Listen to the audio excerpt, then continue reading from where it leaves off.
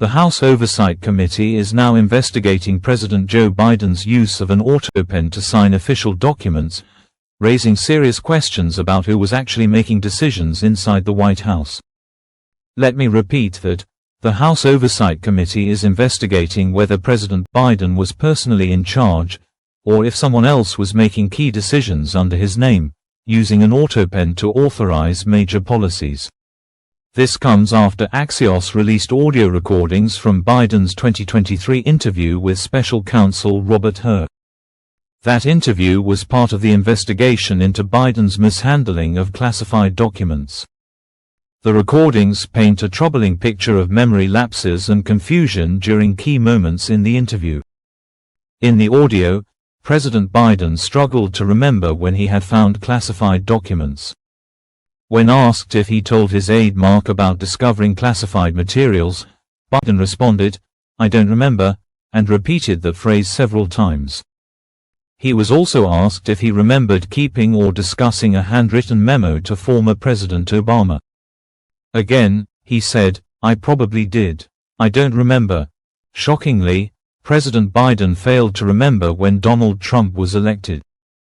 He said Trump was elected in 2017, when in fact, it was 2016. Even more disturbing, Biden was unsure about the year his own son, Beau Biden, passed away. He initially said 2018. The correct year was 2015. These repeated memory lapses have fueled concerns over Biden's mental fitness to serve as president. Republicans are now calling for a deeper investigation, not only into the classified documents case, but also into who was actually managing the executive branch during Biden's term. Some members of Congress claim the interview shows Biden was in significant cognitive decline and question if he was truly in control of key decisions. The Oversight Committee plans to subpoena individuals connected to the Autopen usage.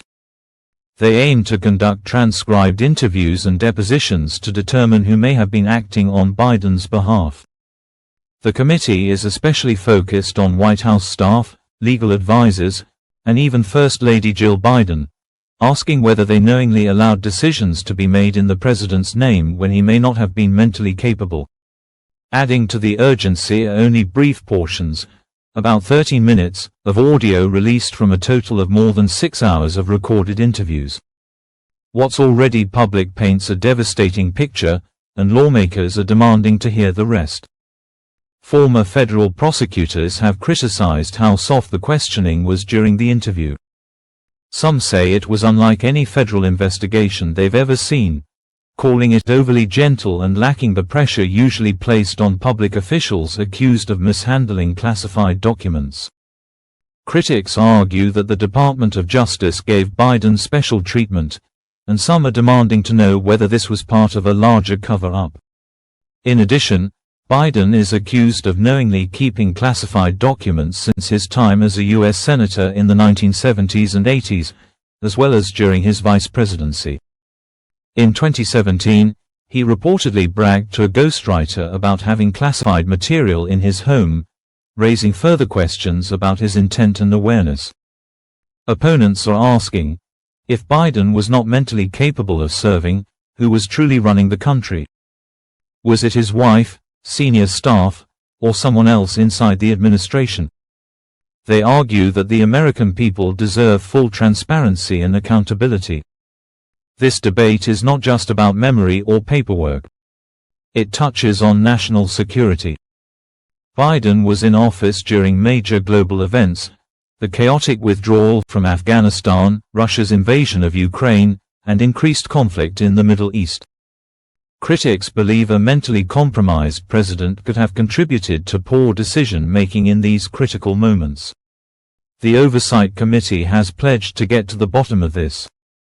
Subpoenas are expected to go out to multiple individuals, and depositions will follow. Lawmakers say they will continue until they know exactly who was in charge, and whether the President of the United States was capable of fulfilling his duties. If you found this report informative and believe the public deserves more clarity on this issue, please consider subscribing to this channel. We bring you direct, no-fluff news updates that matter to the nation. Hit that subscribe button and turn on notifications so you never miss an important update.